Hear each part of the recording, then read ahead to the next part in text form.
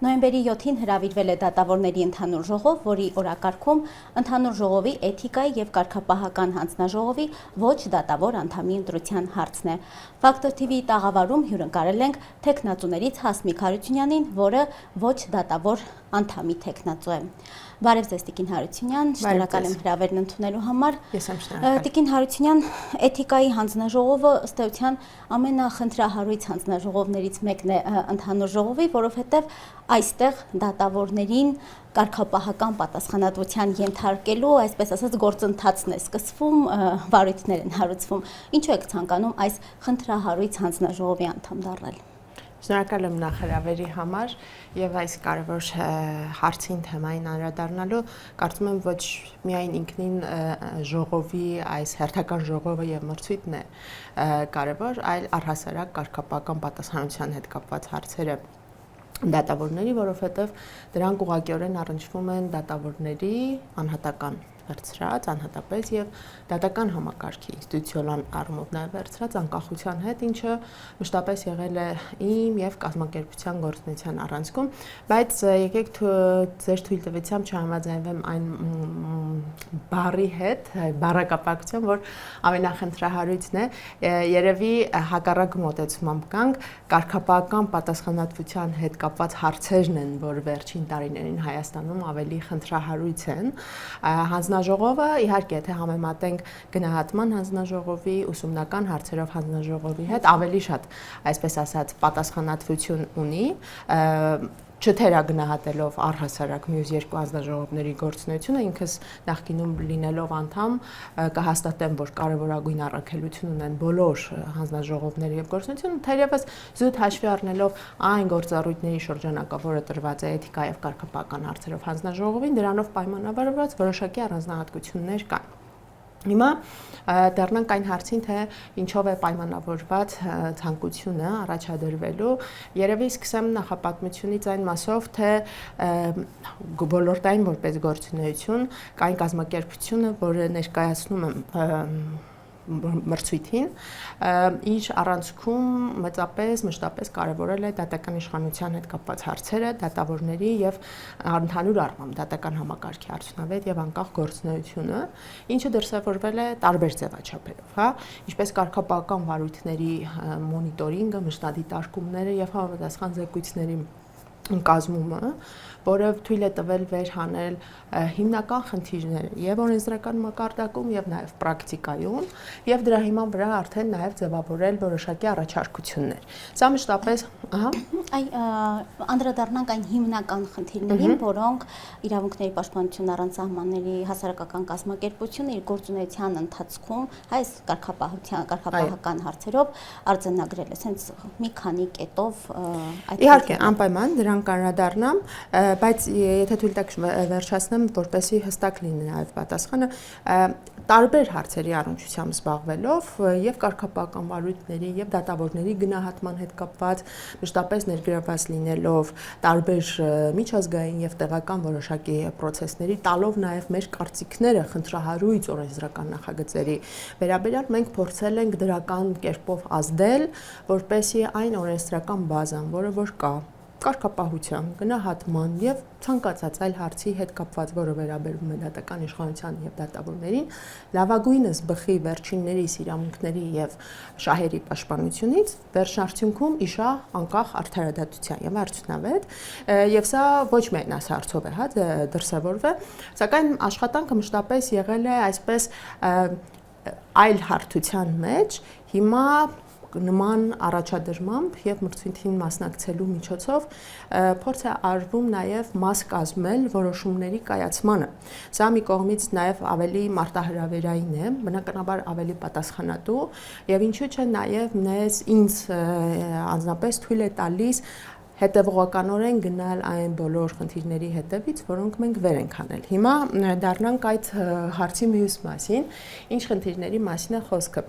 Այստեղ մի քանի հարթության մեջ պիտի դիտարկենք, առհասարակ գաղտնիք չէ, որ վերջին տարիներին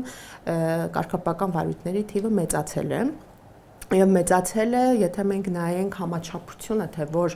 հարուցելու իրավասություն ունեցող որ մարմինների կողմից են ավելի շատ վարույթներ հարուցվել, ապա այստեղ պատկերը հստակ է եւ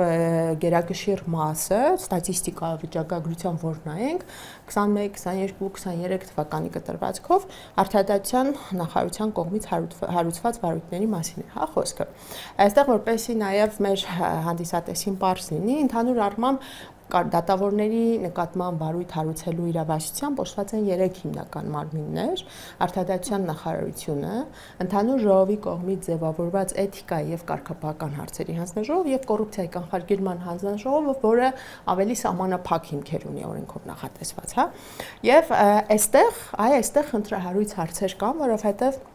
մի կողմից քննարկման առարկա է եւ վիճելի հարց է, ինչքանով պիտի գործադիրը որպես այդպիսին իրավասություն ունենա վարույթներ հարուցել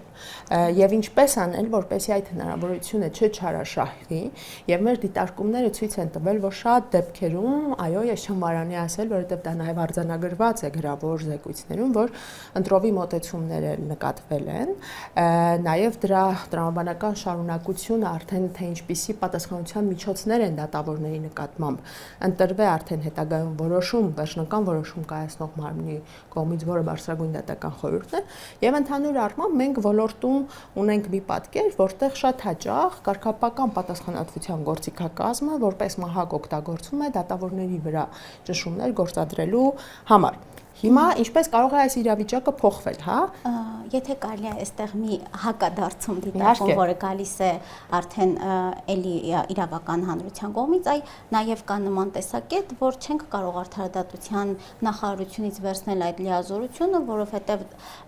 էթիկայի հանձնաժողովում էլ գուցե կորպորատիվ շահեր կան, դատավորները չեն ցանկանում միմյանց նկատմամբ վարույթներ հարուցել եւ ի վերջո նաև նրանք մեծ թիվ են կազմում այս հանձնաժողովի 6 անդամ դատավոր է, 2-ը ոչ դատավոր անդամ։ Այ դուք խոսում եք այս կողմի մասին, բայց մյուս կողմն էլ հակառակն է ասում, որ էթիկայի հանձնաժողովում էլ ամեն ինչ նորմալ չէ։ Ձեր դիտարկումը տեղին է եւ ես գալու էի դրան, որ որպեսզի հնարավոր լինի գործադիրի կողմից այս իրավասությունը վերջնարդյունքում սահմանափակել, պիտի էլ ավելի ուժեղացվի եւ էլ ավելի անկախ դարձվի մյուս մարմնի, հա, ընդհանուր գործունեությունը, ընդհանուր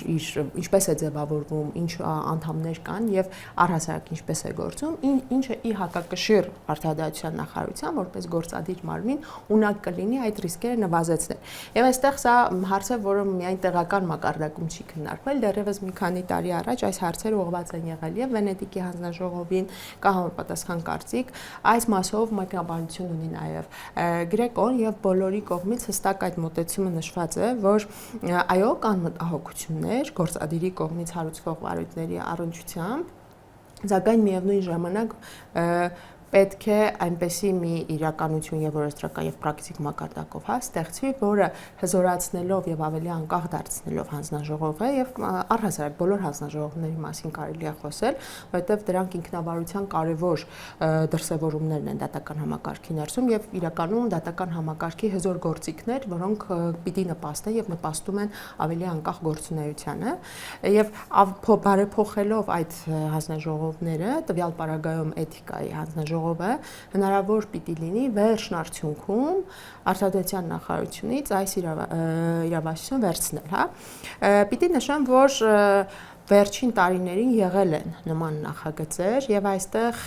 ես նաեւ հրապարակային պիտի ասեմ, որ մենք ինքներս դեմ ենք եղել, որպեսզի էթիկայի հանձնաժողովի ձևավորման հետ կապված շատ կոշտ փոփոխություններ տեղի ունենան, ինչի մասին է խոսքը, նախագծերից մեկով նաեւ առաջարկում էր, որպեսզի ընդհանուր ժողովից այդ իրավասությունը վերցվի։ Հիմա ընդհանուր ժողովն է ընտրում անդամներին էթիկա եւ կարգապահական հարցերով եւ ձեր հարցը թե կորպորատիվիզմի հետ կապված հարցեր կարող են լինել, կապվում էր նաև նրա հետ, սակայն մենք կարծում ենք, որ ընդհանուր ժողովից այդ լիազորությունը վերցնելը հարցի լուծում չէ, ընդհակառակը դա սխալ է, որովհետև նախ դատավորները իրենք պիտի մասնակցեն դատական համակարգի ներսում կարևոր մարմինների ձևավորմանը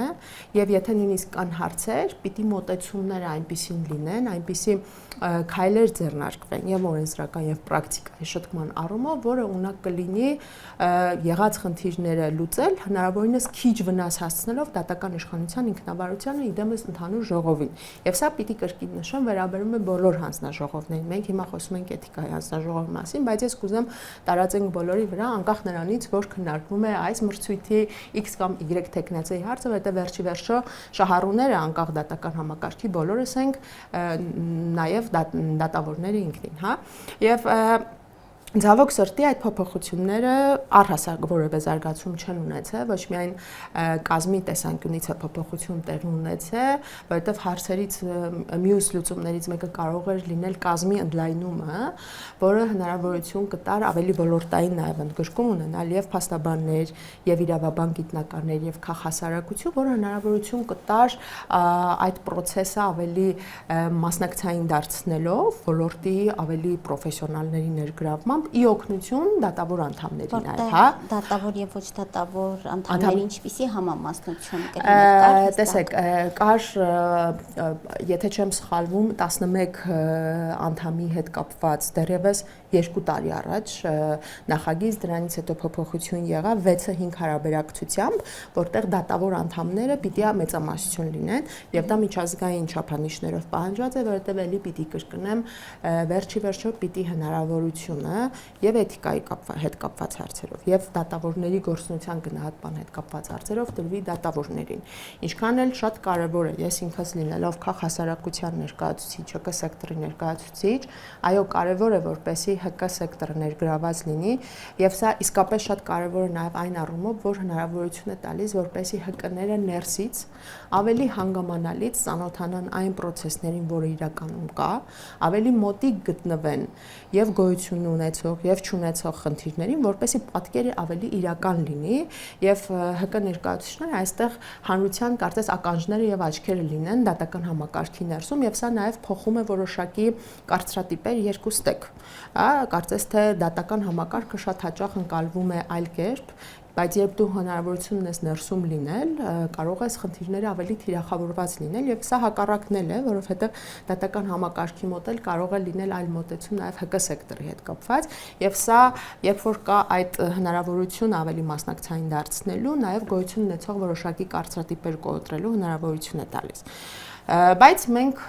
այսօր հերթական ընդհանուր ժողովի մրցույթի ժամանակ ցավոք սրտի դեռ չունենք որևէ օրենսդրական փոփոխություն ոչ կազմի անդամների թվի հետ կապված, ոչ ձևաչափի, ընդ որում այստեղ պիտի նաև նշեմ, որ ելի պիտի կրկնեմ, որ այն ձևաչափը, որը առաջարկվում էր, մենք դեմ ենք եղել ոչ միայն ներպետական մակարդակում եւ այլ նաև միջազգային կառույցների հետ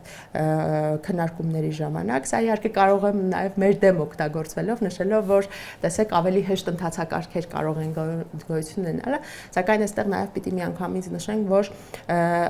իմ եւ կազմակերպության գործունեությունը երբեք միտված չէ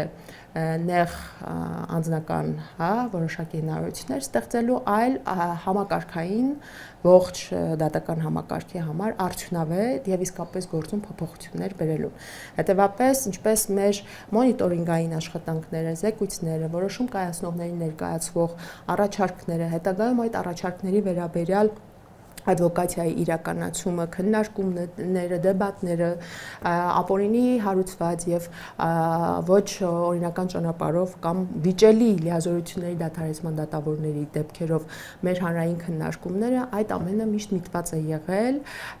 համակարգը ավելի անկախ դարձնելու եւ խնդիրների մասին խոսելու, իսկ այս հերթական մասնակցությունը փորձ է ավելի մոտ գտնվելու որոշումների կայացման արդեն ներսից։ Եվ նաեւ մի հատ այս հանձնաժողովների կառույցների իրավասու մասով ավարտենք, նաև կոռուպցիայի կանխարգելման հանձնաժողովի մասով կարծես կան քննադատություններ, ձեր կարծիքով կոռուպցիայի կանխարգելման հանձնաժողովը որքանով պիտի մասնակցություն ունենա եւ բարույթ հարուցելու իրավասություն ունենա եւ եթե ոչ այս հանձնաժողովը, ապա այս դեպքում ձեր Տեսեք, հանձնաժողովը ինքը նոր մարմին է, հանրատաբար նոր մարմին է, թե պետք որ նայում ենք արդեն այդքան էլ նոր չի, արդեն 6 տարի, 15 թվականից, եթե չեմ սխալվում 18, եւ հաշվի առնելով այն մանդատը գործառույթային կազմը, որը տրված է այդ հանձնաժողովին, որոշակի ասպեկտներով նաեւ բարեվարկության ստուգման հետ կապված, շահերի բախման հետ կապված հարցերի առնչությամբ բնականաբար կարող են ի հայտ գալ որոշակի հարցեր, որոնք ուղղակիորեն կախված լինեն նաեւ դատավորների եւ վերջինիս գործունեության հետ։ Բայց այստեղ պիտի հաշվի առնենք, որ այդ հիմքերը բավականաչափ սահմանափակ են դատական օրենսգրքով նախատեսված, այսինքն կոռուպցիայի կանխարգելման հանձնաժողովը ունի այն նույն ծավալով հնարավորություններ, որ օրինակ տրված է էթիկայի հանձնաժողովին կամ արդարադատության նախարարությանը, խոսքը չի գնում հարուցելու մասին, այլ հարուցման հիմքերի մասին, հա, բոլոր երեքն էլ հավասարապես այդ հնարավորությամբ ունեն, սակայն ԿԿՀ-ի պարագայում այդ հիմքերը ավելի սահմանափակ են եւ պրակտիկայում մենք շատ հաճախ չենք տեսնում, եթե ես չեմ սխալվում, երևի մեկ դեպք է տեղի ունեցել եւ լավ քննադատության տեղիք դա նույնպես արժանացել է, բայց կարծում եմ հաշվի առնելով պետության կոռուպցիայի դեմ պայքարի հարցում որդեգրած քաղաքականությունը, սա պետք է դիտարկել դրական քայլ, սակայն պետք է նաև լինեն գործուն երաշխիքներ, որ դա իր հերթին եւս չօգտագործվի որպես հերթական մահակը դատավորներին ճնշելու կամ կարգապահական պատասխանատվության ինստիտուտը ոչ նպատակային օգտագործելու համար։ Երբ ես ասում եմ ոչ նպատակային, այստեղ պիտի շատ հստակ լինի, նույնը կարող ենք ասել նաև արդարադատության նախարարության հետ կապված, եւ ես կարող եմ թվարկել բազում օրինակներ, որոնց պարագայում օրինակ այդ վարույթների հարուցումը ոչ նպատակային է եղել։ Կարգապահական պատասխանատվության բուն դատական օրենսգրքով նախատեսված բովանդակային նպատակային նշանակությունից շահվել է, ինչու՞ չէ օրինակ եղել են ընտրովի դեպքեր, եղել են դեպքեր շատ վիճելի, երբ որ հարուցվել են վարույթներ, որոնց պարագայում հիմքը, որը մատնանշվել է, շատ ավելի նաև մոտ է եղել այն հարցին, որ դատավորը ինչպես է մեկնաբանել օրենք, հա, ապացույցը կամ փաստը ինչը չի կարել է։ Եվ նման դեպքերն են, որ թույլ են տալիս ասել, որ կարող է դառնալ չարաշահվող այդ հարուցումները եւ վերջնարդյունքում ստեղծվի մի իրավիճակ, երբ որ դատավորները ստիպված լինեն առհասարակ չխոսել խնդիրներից, որովհետեւ կա մտավախություն, որ վարույթ կհարուցվի, կամ կաշկանդվածություն զգան որոշակի գործողություններ իրենց գործառույթների իրականացնելիս, որովհետեւ անկանխատեսելի է դառնում, թե որ իրավիճակում վարույթ կհարուցվի։ Սրանք հարցեր են, որոնք պիտի լուծվեն, եւ լուծումներից մեկը իմ կարծիքով պիտի լինի հենց դատական համակարգի ներսում ձևավորվող մարմինների ուժեղացումը, որոնք ի հակակշիռ գործադիրի կարող են ապահովել, որպեսզի process-ները մի կողմից շատ արդյունավետ անկախ լինեն եւ այլ հարուցում իրականացնող մարմինների անհրաժեշտություն չլինի։ Սա այն է, ինչ ասում են նաեւ միջազգային գործընկերները, իդեմս Վենետիկի հանձնաժողովի եւ Գրեկոյի։ Տիկին Հարությունյան, պահպանելով առաջիկա ընտրությունների ժամանակ տեխնացուների նկատմամբ սոլիդարությունը, կոնկրետ տեխնացուների վերաբերյալ հարցեր չեմ ցանկանում հնչեցնել, բայց այնուամենայնիվ պետք է հիշեցնեմ, որ դուք քննադատել եք այս հանձնաժողովի կազմում փաստաբանների ներկայությունը, ինչպես նաև կարծում եք եւ հողում եք կատարում կարծես թե օրենքին, որ պետք է ոլորտի խնդիրներով զբաղվող հասարակական կազմակերպություններ մասնակցեն լինեն հանձնաժողովի կազմում, ինչու եւ որտեղ են գալիս խնդիրները եւ ինչքանով հանձնաժողովը արդյոք կառաջանան անկախության խնդիրներ, եթե ցանկացած հասարակական կազմակերպության ներկայացուցիչ կարողանա լինել հանձնաժողովի անդամ եւ փաստաբանները։ Տեսեք, ցանկացած կառույցի ներսում լինի դա էթիկայի հանձնաժողով, վերցնենք մեկ այլ նախարարության կամ օրենսդիր մարմնի ներքո ձևավորվող կառույց, որը իր առջև ունի դրված խնդիր, որը պիտի լուծի, դա լավագույնս կարող է իրականացվել, եթե մասնակցություն են ունենում ոլորտային կառույցներ։ Ես բնականաբար դուք իրավացիորեն նշեցիք, որ տեխնացուների հետ կապված որևէ կարծիք չեմ կարող հայտնել նաև այն առումով, որովհետև ունեմ շատ դրական վերաբերմունք եւ այստեղ քննարկումը ընդհանրապես դրա մասին չէ, սակայն իմ նշած Վենետիկի, Գրեկոյի հետ կապված քննարկումների փուլում հենց այդ հարցերն էլ էր քննարկվում, որ պիտի այնպիսի փոփոխություններ կատարվեն կազմի ընդլայնման հետ կապված, որպեսզի հնարավորություն տրվեց, որ իսկապես, եթե մասնակցում են երկու քաղաքասարակության ներկայացուցիչներ, դրանք լինեն իսկապես ոլորտային ներկայացուցիչներ, եթե ներգրավում ենք ակադեմիկ իրավաբան գիտնականներ համալսարաններից, իսկապես այդ տեղը հատկացված լինի դրան, եթե փաստաբաններից են գալիս փաստաբաններ, սակայն այստեղ նաև կային որոշակի քննարկումներ սահմանափակումների հետ կապված նույնպես այդ նախագիծը եղել է հրապարակային, սա մի բան չէ, որ գաղտնի է, որ եթե փաստաբան է ներգրավում, պիտի միգուցե նաև սահմանափակվի պրակտիկ գործունեությունը, որովհետև կարող են օբյեկտիվորեն առաջանալ շահերի բախման հետ կապված հարցեր, որովհետև եթե անձը ես հիմա զբաղվում եմ դատավորի էթիկայի հետ կապված հարցերով, բայց վաղը իր հետ պիտի ունենամ կոնկրետ դատական գործի քննություն, բնականաբար կարող են որոշակի ռիսկեր առաջանալ, հա։ Սակայն սրանք արդեն կարծես թե բաց ենք թողել մենք պահը։ Երբ որ ասում եմ մենք, պետությունը իդեմս որոշում կայացնողները, որովհետև հարցերը, որոնք պիտի լուծվեին իշահ դատական համակարգի, իշահ դատավորների անկախության, որովհետև այն ամեն ինչ ես այստեղ նշում եմ, անհատական եւ ինստիտուցիոնալ մակարդակում դատավորների անկախության համար ավելի մեծ երաշխիքներ ստեղծելու միտված լինեն, սակայն որևէ փոփոխություն այդ մասով չի արվել։ Սա այլ հարց է, սա մեկ այլ քննարկման ժամանակ կարող ենք նաև քննարկել, թե ինչ կարող էր Արդարադատության նախարարությունը անել կարգապահական վարույթներ հարուցելու փոխարեն, որ ավելի գործուն կարող էր լինել, բայց ունենք այն, ինչ ունենք այսօր, եւ այդ մասով ես այո, մնում եմ այն կարծիքին, որ ինչքան ոլորտային ներգրավվածություն լինի, ինչքան իրական լինի, դա երկուստեք բխում է եւ քաղաքասարակության շահերից եւ դատական իշխանության։ Եվ այստեղ մի դիտարկում, դուք փաստաբանների հետ կապված, մյուս կողմից այդ փաստաբանները պրակտիկ իրավաբաններ են, որոնք շատ հաճախ տեղյակ են խնդիրներից եւ երբ որ դատավորի հետ կապված որևէ քննարկում է լինում վարույթ հարուցելու, նրանք լինելով ներգրավված լինելով այդ գործընթացներին շատ ավելի լավ են պատկերացնում, թե արդյոք այստեղ դատավորը կարող էր մեղավոր լինել, sense չակերտավոր մեղավոր անմեղ լինել, այսինքն արդյոք փաստաբանի դերակատարությունը այս առումով կարևոր չէ, որովհետեւ ինքը ես առանց քննադատելու իրավաբան գիտնականին, որը օրինակ պրակտիկ փաստաբանի փորձ չունի, բայց շատ հաճախ կարող է այդ դատարանում չհայտնվող իրավաբան գիտնականը շատ լավ գիտությամբ զբաղվել, բայց պրակտիկայի հետ կապված խնդիր առաջանալ, հետեւաբար ինչու փաստաբանը չմասնակցի այդ գործընթացին։ Հարցադրմամբ տրամաբանությամբ շարժվենք, ուրեմն ոչ փաստաբանը պիտի լինի, ոչ իրավաբան գիտնականը, ոչ էլ առավել եւս քաղաքասարակության ներկայացուցիչ, որովհետեւ մենք էլ շարունակաբար այդ ոլորտում տարբեր դիրքերից ենք հանդերձ գալիս։ Այստեղ ինձ թվում է հարցադրումը այլ կերպ պիտի անենք, հնարավորություն տալով հանդերձ, ինչպիսի երաշխիքներ պիտի ստեղծվի, որպեսզի այդ սահմանը պահվի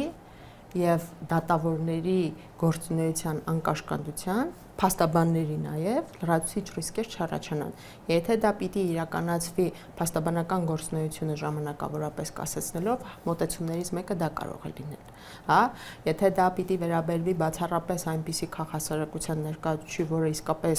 աշխատել է դատական համակարգի ոլորտում, որտեղ տիրապետում է, ունակ է հասկանալ խնդիրները եւ ոչ թե ուղղակի լսել է, որ դատական համակարգում կան խնդիրներ, ուզում է գա մասնակցել, սա ավելի մեծ խնդիր կարող է ստեղծել։ Այսինքն մոտեցումը այնպիսին պիտի լինի, որ ցանկացած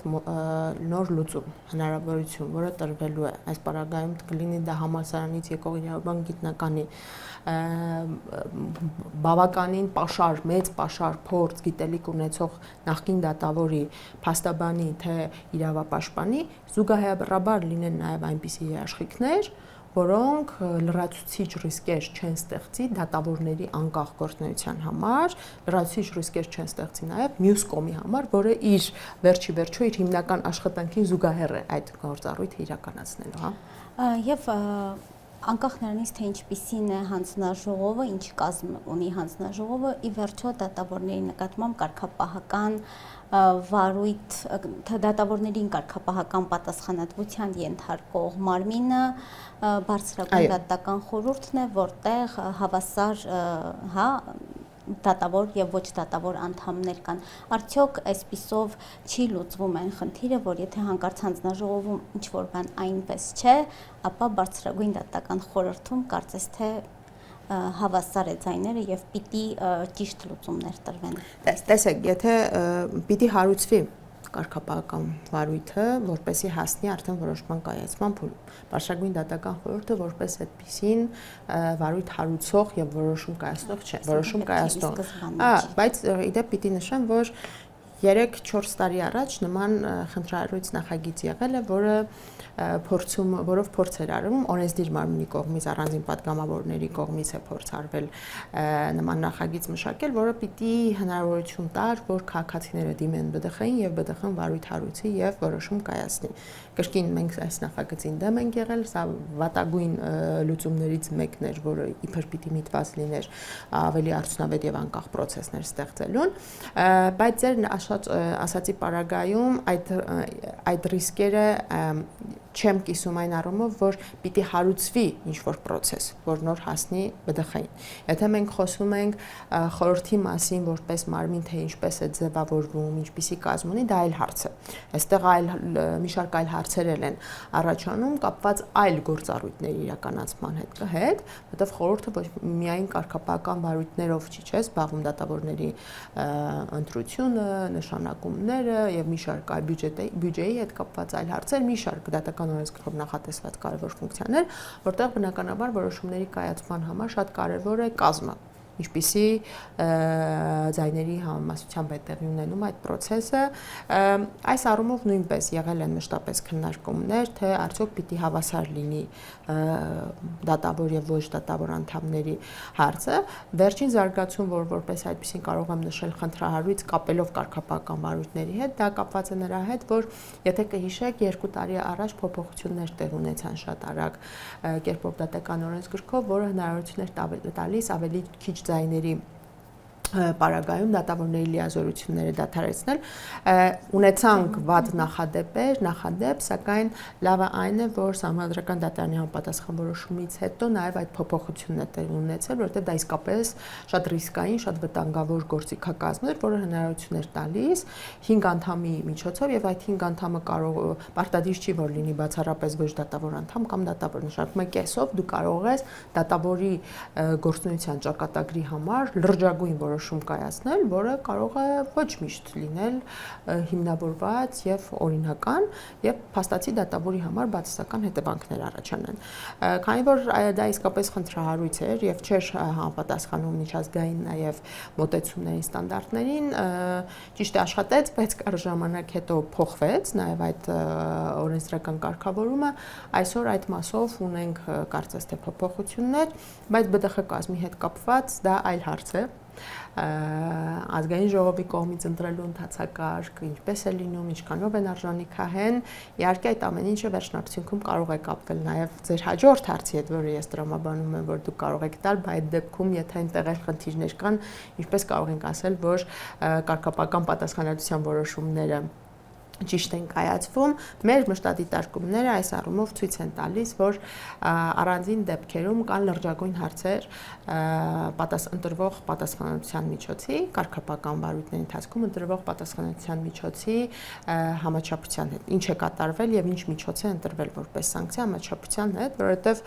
նախ չկա որոշակի միասնական մոտեցում, որ համանման բոլոր դեպքերում, օրինակ նկատողությունն է վրա հասնում, մենք տեսնում ենք, որ ինչ որ դեպքում կարող է շատ ավելի խիստ լինել եւ ավելին բավարար հիմնավորում չկա, ականատես են եղել վերջին շրջանում բավականին դեպքերի, երբ որ լիազորությունների դադարեցման դեպքեր են եղել, կրկին հիմնավորումները բավարար չեն եղել, ինչու եմ ասում բավարար չեն, որովհետեւ սոսկ օրենսդրության հղումները սպառիչ չեն, որպեսզի փարատեն կասկածները, թե ինչքանով են այդ որոշումները օրինական, ավելին ասեմ, եւս մեկ հերթական խնդրահարույց հանգամանքներից մեկը, որ մենք երկար ժամանակ խոսում ենք, բայց այդպես էլ լուծում չստացավ, դատավորները զրկված են բանի հնարավորությունից, բողոքարկելու հնարավորությունից, թեպետ օրենսդրական փոփոխություններ տեղի ունեցավ, որը թույլ էր տալիս, որ դատավորը ում վերաբերյալ որոշում է կայացվել, հնարավորություն ունենա դիմել եւ բողոքարկել, օրենսդրական փոփոխություններ տեղի ունեցան, բայց փաստացի պրակտիկ դա չի կիրառվում եւ զրկված են այդ հնարավորությունից, որովհետեւ համապատասխան կարգը, որը պիտի ընդունվեր, որոշումը, որով սահմանվեր կարգը, դեռևս կյանքի կոչված չէ։ Ժամկետներ նշված չէին, ժամկետները նշված չեն, բայց դա չի նշանակում, որ անվերջ կարող է հոսել, որովհետեւ այդ անվերջ հոսելու պարագայում դատավորները զրկված են լինում եւ սա այն պարագայում, երբ որ միայն վերջին 3 տարվա ընթացքում մենք ունեցանք շատ վիճելի դեպքեր։ Իհարկե այդ վիճելի դեպքերը կարծում եմ շատ շուտով նաև մենք եվրոպական դատարանից որոշակի արձագանքների տեսքով այս իմ հնչեցրած մի շարք խնդիրների լուծումների տեսքով կստանանք նաև, հա, պատասխան, սակայն ցանկալի չէ սպասել միջազգային որոշակի process-ների հանգուցալուծման այն դեպքում, երբ որ այստեղ շարունակվում են խախտումները, շարունակվում են մնալ, հա։ Եվ վերադառնալով էթիկայի հանձնաժողովին, վերջին հարցը հնչեցնեմ, ձեր կարծիքով էթիկայի հանձնաժողովում դուք փորձելու եք ստեղծել այնպիսի մթնոլորտ, որ կարգապահական վարույթներ հարուցվեն դատավորների նկատմամբ, թե ստեղծելու եք այնպիսի հիմքեր, որ դատավորները էթիկապես ավելի ճիշտ վարքագիծ դրսևորեն եւ այսինքն դատավորների էթիկայի հարցերը կարգավորվեն այնպես, որ դրանք չհասնեն կարգապահական վարույթների հարուցման։ Վերջինի պարագայում ինձ թվում է հանձնաժողովը նման լիազորություն չունի, որպեսզի կանխվի, բայց ես չեմ պնդում, որ հանձնաժողովը վատ է գործել կամ չի գործել օրենքի շրջանակում, որպեսզի իմ կամ ցանկացած մեկ այլ անձի դերակատարումը կամ նոր ինչ-որ անձի ներկայությունը այնտեղ այդ խնդիրը լուծի։ Թերևս երևի նոր անդամի կլինի դա իմ ներկայությունը կամ ցանկացած այլ տեխնացուներից որ մեկը միտված պիտի լինի ել ավելի արդյունավետ դարձնել process-ները, որոնք կան եւ նպաստել, որ հանձնաժողովը կայանա որպես ավելի անկախ, ավելի արդյունավետ գործող, որը կստեղծի հակակշիռ գործադիրի իդեմս արդարադատության նախարարության կողմից վարույթների հարուցմանը, որը վերջնարդյունքում հնարավորություն կտա ասել, որ էթիկայի հանձնաժողովը բավարար է, եկեք արդարադատության նախարարությունից այդ լիազորությունները վերցնենք։ Շնորհակալություն։ Factor TV-ի տաղավարում հյուրընկալել էինք իրավունքների պաշտպանություն առանց սահմանների հասարակական կազմակերպության փորձագետ Հասմիկ Հարությունյանին։